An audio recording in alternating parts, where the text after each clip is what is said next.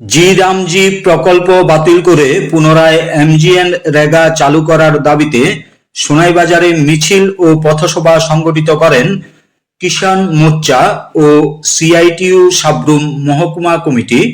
16ই জানুয়ারি বিকাল 3 ঘটিকায় সোনাইবাজারে এই মিছিল ও পথসভা সংগঠিত করা হয়। জানা যায়, কিষাণ মোর্চা এবং সিআইটিইউর যৌথ উদ্যোগে সোনাইবাজারে এই মিছিল সংগঠিত করা হয়। কিষাণ মোর্চা অর্থাৎ সারা ভারত কৃষক সভা, ত্রিপুরা ক্ষেতমজুর ইউনিয়ন, জিএমপি এবং সিআইটিইউ সাব্রুম মহকুমা কমিটির উদ্যোগে এই মিছিল ও পথসভা সংগঠিত করা হয়। এই মিছিল সোনাইবাজারের বিভিন্ন পথ পরিক্রমা করে সোনাইবাজারেই হয় পথসভা। এই পথসভায় আলোচনা করেন সিপিআইএম সাব্রুম মহকুমা কমিটির সম্পাদক অরুণ ত্রিপুরা, জিএমপি সাব্রুম মহকুমা কমিটির সম্পাদক প্রভাত চৌধুরী, সিআইটিইউ সাব্রুম মহকুমা কমিটির সম্পাদক দীপক দে সহ অন্যান্য নেতৃত্বরা। আমরা শুরুতেই বলার চেষ্টা করছিলাম, দেশে এবং রাজ্যে যে সকল রাজ্যগুলিতে বিজেপি তার শাসিত তাদের যে ঘোষিত কর্মসূচি, সেখানে মেহনতি মানুষের জন্য, গরিব অংশের মানুষের জন্য, ক্ষেত মজুর কৃষকের জন্য তাদের সাথে কোনো পরিকল্পনা তারা গ্রহণ করবে না।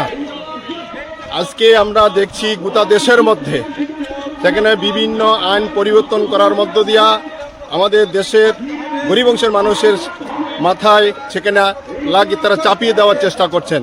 তার অঙ্গ হিসাবে আমরা আজকে দেখতে পাচ্ছি যেখানে নতুন বিদ্যুৎ আইন এবং সেখানে বীজ আইন এবং আজকে সেখানে রেগা আইন নতুনভাবে আইন তৈরি করার মধ্য দিয়া গোটা দেশের মানুষ আজকে সেখানে বিভিন্ন তাদের যে মৌলিক অধিকার থেকে বঞ্চিত হচ্ছে।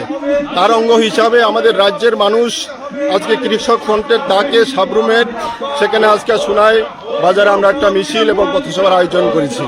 এই রেগার মধ্য দিয়ে আমাদের গ্রামীণ মানুষের তার অর্থনৈতিকভাবে সেখানে বুনিয়াদ যেভাবে চাঙ্গা একটা সময় ছিল, আজকে আমরা দেখতে পাচ্ছি বিজিএ শাসন হওয়ার পর, রাজ্যে দায়িত্ব নেওয়ার পর মথা এবং সেখানে আইবিএফটি জোট সরকার আসার পর আমাদের একটা সময়তে রাজ্যের মধ্যে 100 দিনের কাজের ব্যবস্থা সেখানে হতো।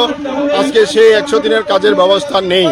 নতুন করে সেখানে আইন তৈরি করার মধ্য দিয়ে কিছু বিষয় সেখানে বলার চেষ্টা করছেন।